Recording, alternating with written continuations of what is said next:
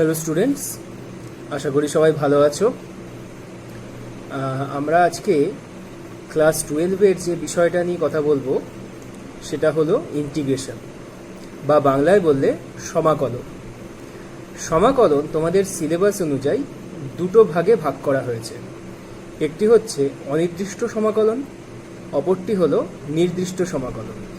অনির্দিষ্ট সমাকলনকে আমরা ইংরেজিতে বলি ইনডেফিনিট ইন্টিগ্রাল এবং নির্দিষ্ট সমাকলনকে আমরা বলি ডেফিনিট ইন্টিগ্রাল। আমাদের প্রথম কাজ শুরু হবে ইনডেফিনিট ইন্টিগ্রাল বা অনির্দিষ্ট সমাকলন দিয়ে। এখানে বলে রাখি, সমাকলন হলো ডিফারেন্সিয়েশন বা অবকলনের ঠিক উল্টো কাজ।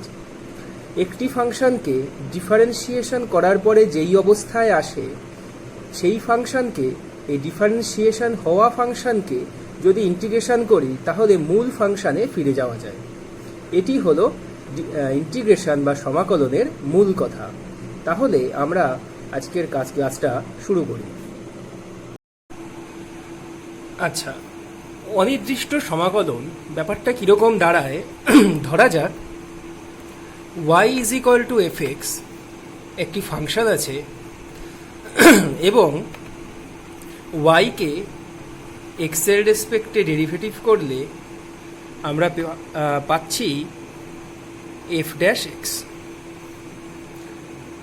তাহলে আমরা বলবো this implies integration, this is the integration sign, একটা লম্বা এস এর মতো। আসলে এটি একটি এস কিন্তু লম্বাটে। আমরা যদি f'(x)কে এক্স এর সাপেক্ষে ইন্টিগ্রেশন করি সেটাকে লিখবো আমরা এইভাবে, ইন্টিগ্রেশন সাইন f'(x) dx, এবং এটি ইজ ইকুয়াল টু হয়ে দাঁড়াবে যেমনটি আমরা আগে বলেছি fx। কিন্তু শুধু fx লিখলে হবে না, তার সাথে আমরা একটি লিখব প্লাস সি। এই সি একটি খুব গুরুত্বপূর্ণ ধারণা। এই সিকে আমরা বাংলায় বলি সমাকলন ধ্রুবক। সমাকলন ধ্রুবক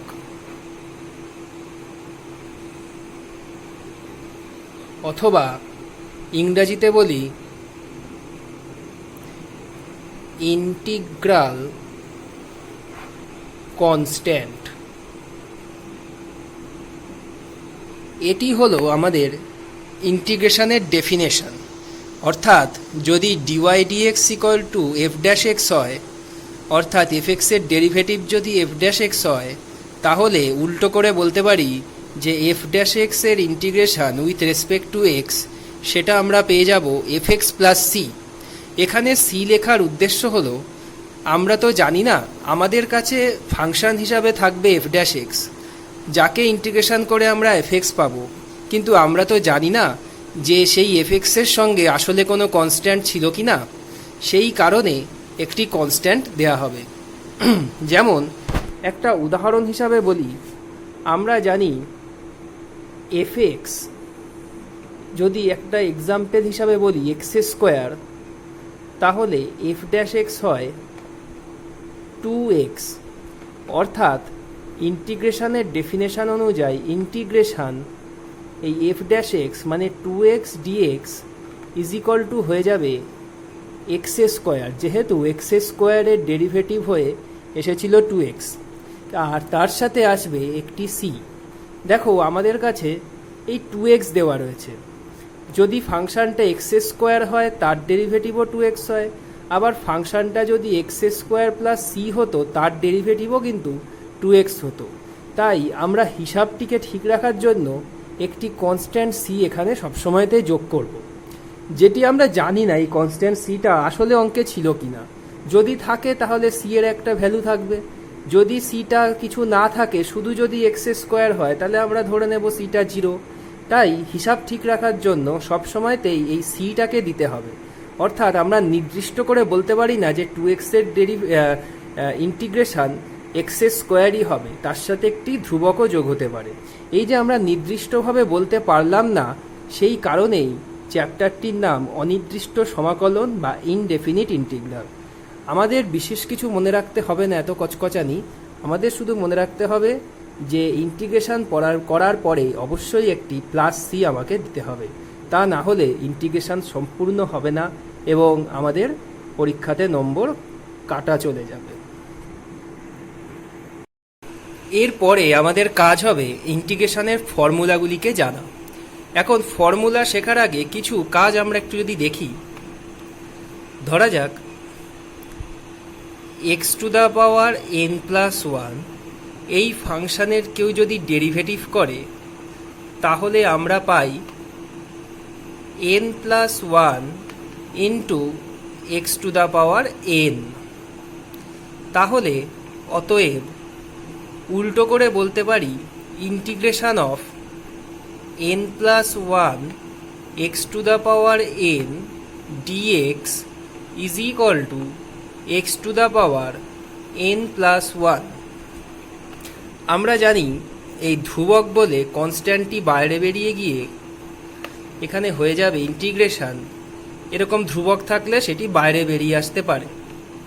x to the power N dx is equal to x to the power N plus one, অর্থাৎ কিনা integration of x to the power N dx আমরা পেয়ে গেলাম x to the power N plus one divided by N plus one.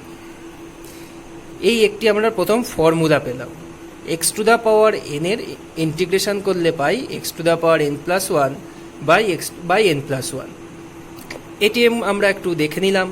এরপরে আমরা ফর্মুলাগুলির দিকে মনোযোগ দেব।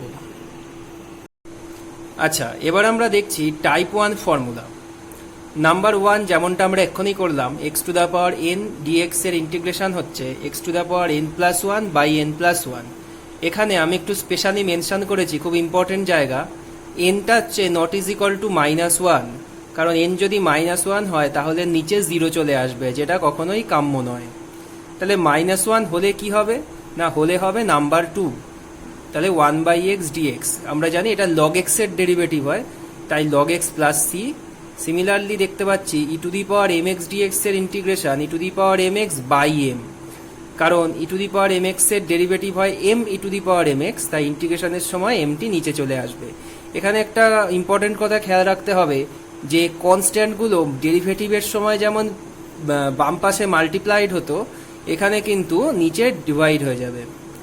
একই রকম করে আমরা তাহলে নাম্বার ফোর চলে আসছি, a to the power m x dx m log a by a to the base e plus C. ফাইভে চলে আসছি sine M x dx minus cos M x, কারণ আমরা জানি কসের ডেরিভেটিভ হয় মাইনাস সাইন, তাই সাইনের ইন্টিগ্রেশনের সময় হবে মাইনাস কস এম এক্স। আর ঠিক যেমনটা আগে বললাম যে এমটা কিন্তু নিচে চলে যাবে সব সময়তে। এবং তারপরেতে দেখতে পাচ্ছি কস এম এক্স এর ইন্টিগ্রেশন এখানে হয়ে যাচ্ছে sine M x by M plus C, অর্থাৎ এমটি সবসময়তে নিচে চলে আসবে। তাহলে এই হয়ে গেল আমাদের ফর্মুলা অফ টাইপ ওয়ান। তোমরা অবশ্যই নোট করবে এটাকে। Next sec square m x এর ইন্টিগ্রেশন করে আমরা পাচ্ছি tan m x by m, অবশ্যই প্লাস সি। নেক্সট পাচ্ছি sec m x tan m x, আমরা জানি সেক এম এক্স এর ডেরিভেটিভ করলে এটা পাওয়া যায়, তাই সেক এটার উত্তর হচ্ছে sec m x by M plus C. Similarly cosec square m x dx এর ইন্টিগ্রেশন হচ্ছে minus cot M x by M plus c, এবং finally cosec M X cot M x dx এর integration minus cosec M x by M plus C. এই 10টা হলো আমাদের type one formula. এই কটা ফর্মুলার ওপর ভিত্তি করে আমাদের ফার্স্ট চ্যাপ্টারটা করতে হবে। তাহলে নোট ডাউন করে ভালো করে আগে এই কটা ফর্মুলা রপ্ত করে ফেলতে হবে, তারপরেই আমরা কিন্তু চ্যাপ্টারে হাত দিতে পারবো। এটা একটা নতুন জিনিস, তাই খুব সাবধানে আমাদেরকে এগোতে হবে। আচ্ছা, আমরা প্রথম যে অঙ্কটায় চলে আসছি সেটা হলো এসএকিউ এর দুয়েরটা। বলা হচ্ছে এক্স এর রেসপেক্টে আমাদের ইন্টিগ্রেশন করতে হবে। আচ্ছা, কি করে করব? প্রথম কাজ হচ্ছে একে ভেঙে ফেলো। ওই 10টা ফর্মুলাতেই আমাদের আনতে হবে, এবং এক্স এর পাওয়ার দিয়ে যদি মনে থাকে একটাই ফর্মুলা আছে, শুধু প্রথম ফর্মুলাটা, তাই আমাদের আগেই হোল স্কোয়ার ভেঙে ফেলবো, অর্থাৎ X to the power 4 plus 2x square plus 1 whole divided by X cube D X is equal to, আমরা যদি সেপারেট করে নিই তাহলে X to the power 4 by X cube অর্থাৎ শুধু X plus 2x square by X cube অর্থাৎ 2 by X plus 1 by X cube whole D X. এই D X লিখতে কিন্তু ছাত্রছাত্রীরা ভুলে যায়, খুব সাবধান। আচ্ছা, এবার আমরা কি করছি, ইন্টিগ্রেশনকে ডেরিভেটিভের মতোই আমরা আলাদা আলাদা করে নিতে পারি, অর্থাৎ X D X plus integration 2 by x D X এরকম আলাদা আলাদা করে ফেলতে পারি, plus 1 by X cube D X. প্রথম অঙ্কটা একটু বেশি ভেঙে করব, পরেরগুলো আস্তে আস্তে কিন্তু এত ভাঙবো না। তাহলে এক্স ডিএক্স মানে এক্স টু দ্য পাওয়ার 1 ধরি, তাহলে ফর্মুলা n প্লাস 1 অর্থাৎ 1 প্লাস 1 অর্থাৎ 2 বাই n প্লাস 1 অর্থাৎ 2 প্লাস এই 2টা যদি বাইরে বার করে নিই তাহলে হয়ে যায় 1 বাই এক্স, এবং 1 বাই এক্সের ইন্টিগ্রেশন আমরা জানি log x, plus 1 by X cube অর্থাৎ একে আমরা এক্স টু দ্য পাওয়ার -3 যদি ভাবি তাহলে হবে x to the power -3 plus 1 by -3 plus 1 plus c. এবং তাহলে নেক্সট লাইনে আমরা পেয়ে যাচ্ছি x square by 2 plus 2 log x minus x to the power -2 by 2 plus c. Most important কথা এখানে লিখতে হবে, বাংলাতে হলে সি হচ্ছে সমাকলন ধ্রুবক এবং ইংরাজিতে হলে সি হচ্ছে ইন্টিগ্রাল কনস্ট্যান্ট। এই পুরো কথাটা এখানে লিখে ফেলতে হবে। তাহলে এই হয়ে গেল আমাদের ফুল অঙ্কটা। এরপরে এখানে যে অঙ্কটা আমরা দেখছি সেটা হলো 11-এর অঙ্কটা, যেখানে এরকম বলা রয়েছে। আমরা এখানে কি করব, আগের মতোই সেপারেশন করব, অর্থাৎ integration e to the power 2x minus 1 by e to the power x plus 2 minus e to the power 1 minus 2x by e to the power x plus 2 whole dx. এরপরে কি হচ্ছে, তাহলে পাওয়ারটাকে আমরা adjust করে ফেললে এখানে পাচ্ছি e to the power x minus 3 minus e to the power, এখানে পাচ্ছি -1 মাইনাস 3x ডিএক্স। আচ্ছা, ইজ ইকুয়াল টু, যদি আমরা আলাদা করে নিই তাহলে পাচ্ছি e to the power x minus 3 dx minus e to the power -1 minus 3x dx. এখন এটাকে আমরা লিখব e to the power x by e cube dx minus e to the power -1 into E to the power -3x dx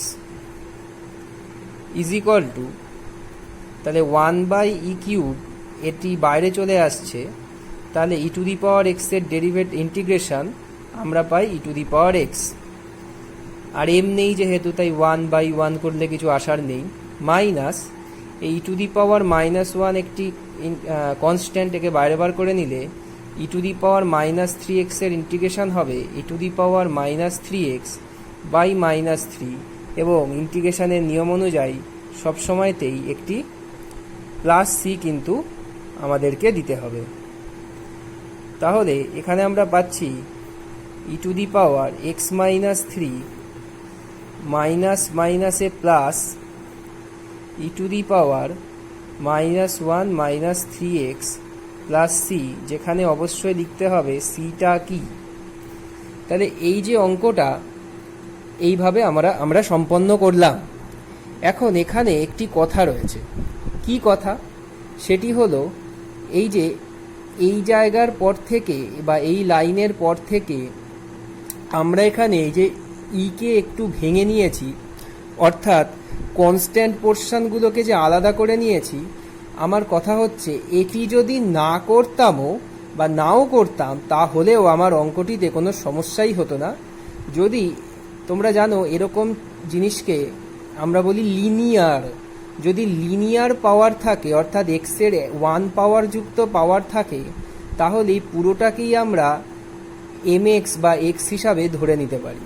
অর্থাৎ কিনা আমি বলতে চাইছি এই যে e⁻x−3 ইন্টিগ্রেশন যদি আমরা করি, তাহলে এই x−3কেই আমরা x হিসাবে ট্রিট করে লিখতে পারি e⁻x−3। আর x এর সাথে যেহেতু 1 আছে তাই বাই 1 করলে কিছু হবে না, এটিকেই কিন্তু আমরা এর আনসার বলতে পারি।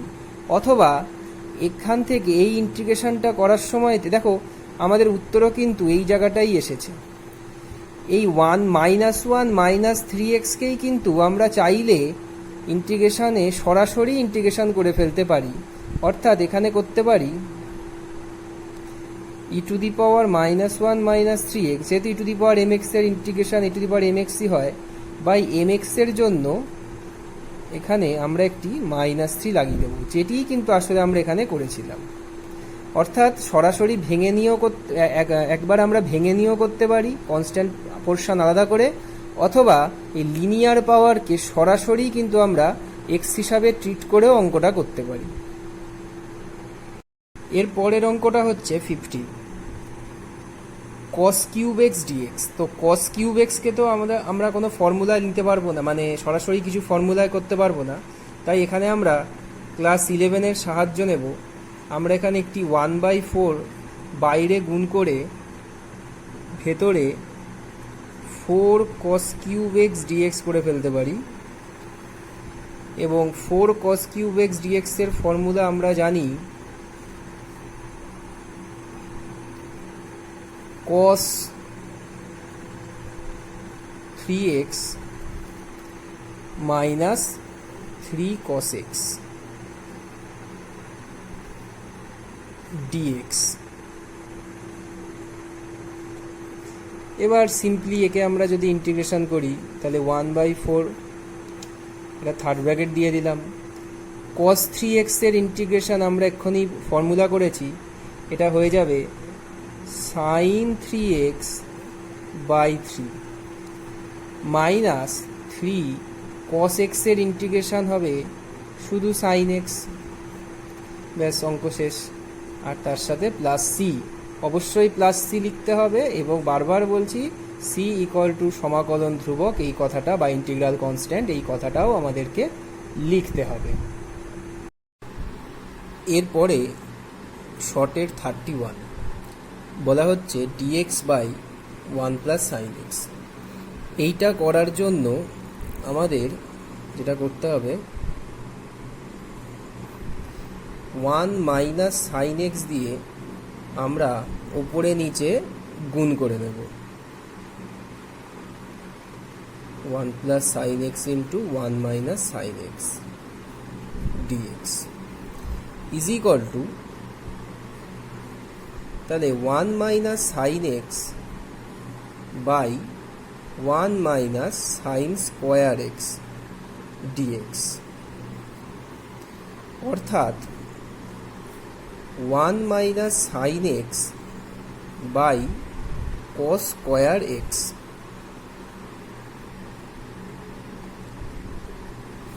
ডিএক্স। এবার যদি আমরা সেপারেট করে নিই তাহলে পাচ্ছি 1 বাই কস স্কোয়ার এক্স মানে sec square x minus sine x by cos square এক্সকে আমরা বলতে পারি sec x tan x dx. আচ্ছা, এরপরে তাহলে আমরা আলাদা করে নিতে পারি sec square x minus, sorry ডিএক্সটা লিখতে হবে মাইনাস